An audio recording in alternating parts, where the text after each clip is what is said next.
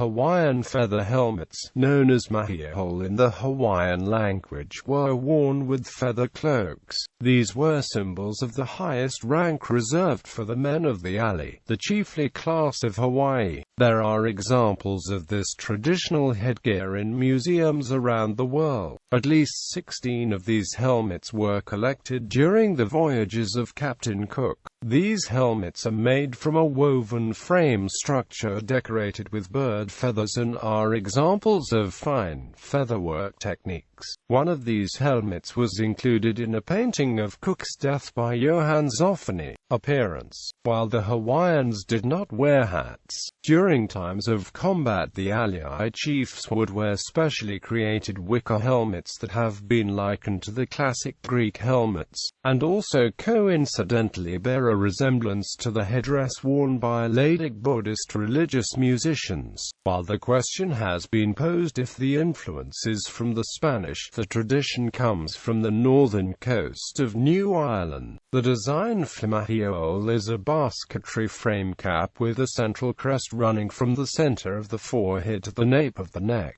However, the variation in the design is considerable, with the color and arrangement of the feather patterns differing and the crest varying in height and thickness. A number of museums have numerous examples in different designs and stages of preservation. A related Hawaiian term, moki mahiole, means a haircut where a strip of hair is left on the head. The image of the Hawaiian god Kukaili Moku is sometimes presented with a similar shaped head. Construction. The helmets are constructed on a basket-type construction which gives a light and strong frame. The frame is decorated usually with feathers obtained from a local birds, although there have been variations which have used human hair instead. The plant used to make the baskets is Freycinetia arborea, a plant often used to make basketware. In addition to Freycinetia arborea, the makers also used fiber from the Touchdia latifolia plant, which is a type of nettle. Touchdia latifolia was used to create string or thread to tie the feathers to the basketry. The coloring was achieved using different types of feathers.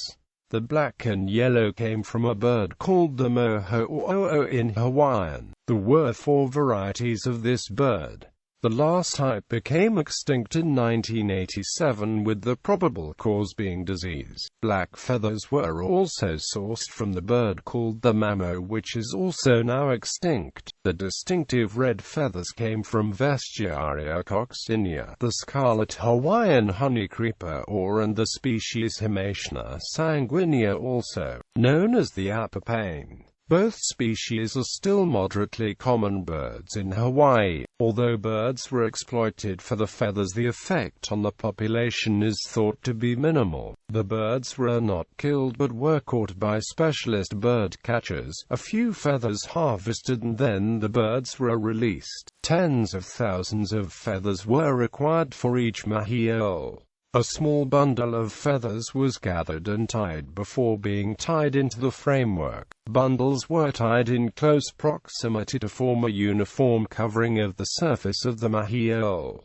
Captain James Cook's Mahiole. When Captain James Cook visited Hawaii on the 26th of January 1778, he was received by a high chief called Kalani. At the end of the meeting, Kalani placed the feathered helmet and cloak he had been wearing on Cook. Kalani also laid several other cloaks at Cook's feet, as well as 4 large pigs and other offerings of food. Much of the material from Cook's voyages, including the helmet and cloak, ended up in the collection of Sir Ashton Lever. He exhibited them in his museum, initially called the Holoforsican and later the Leverian Museum. It was while at this museum that Cook's mahiole and cloak were borrowed by Johann Zoffany in the 1790s and included in his painting of the death of Cook. Lever went bankrupt and his collection was disposed of by public lottery. The collection was obtained by James Parkinson, who continued to exhibit it.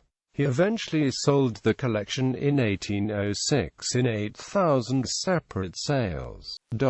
The Mahiole and cloak were purchased by the collector William Bullock, who exhibited them in his own museum until 1819, when he also sold his collection. The Mahiole and cloak were purchased by Charles Wynne, and they remained in his family until 1912, when Charles Wynne's grandson, the second Baron St Oswald, gave them to the Dominion of New Zealand.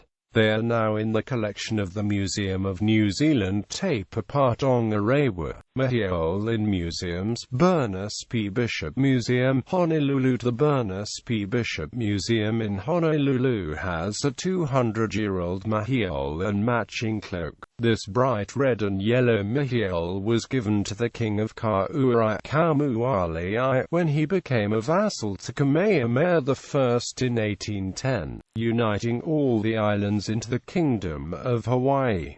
British Museum, London. The British Museum has 7 of these helmets. The large red one pictured was obtained from the collection of Sir Joseph Banks. Banks was a rich polymath who was particularly interested in botany. He sailed with Captain Cook on his first journey of exploration and continued to keep in contact with Cook's further explorations. It is speculated that this helmet may have belonged to Cook's second-in-command, Charles Clark. Clark's collections were left to Joseph Banks following Clark's death on Cook's third voyage. At the time of his death, Clark was captain of the vessel following Cook's death. A second helmet differs in overall design to the first in that it has concentric bands of yellow and black against an overall red background. A hat of this design was recorded by John Webber, who was Captain Cook's official artist. The British Museum also holds an example without feathers which shows how the framework was constructed.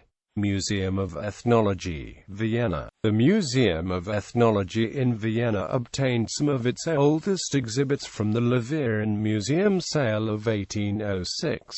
Baron Leopold von Fichtel purchased a number of items for his museum in Vienna. Museum of New Zealand Te Papatonga Wellington. The Museum of New Zealand Te Papatonga has 4 Mahiole in its collection. 2 were gifts of Lord St Oswald in 1912. The other 2 were purchased in 1948 by the New Zealand government from William Ockleford Oldman, a collector and dealer in ethnographic antiquities. The British Museum, the Smithsonian and the Museum of New Zealand Te Papatonga believe that one of the helmets and its matching cloak were those placed on Cook by the Hawaiian chief Kalaniʻapuʻu. The particular helmet and cloak in question are similar to those depicted in Zoffany's painting, History of the World in 100 Objects. The feathered helmet from the British Museum was chosen to be one of the items featured in the radio series A History of the World in 100 Objects. The series started in 2010 and was created in a partnership between the BBC and the British Museum.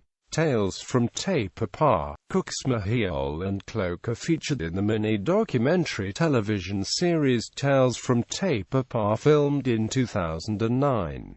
The series was created in a partnership between TVNZ and Te Papa.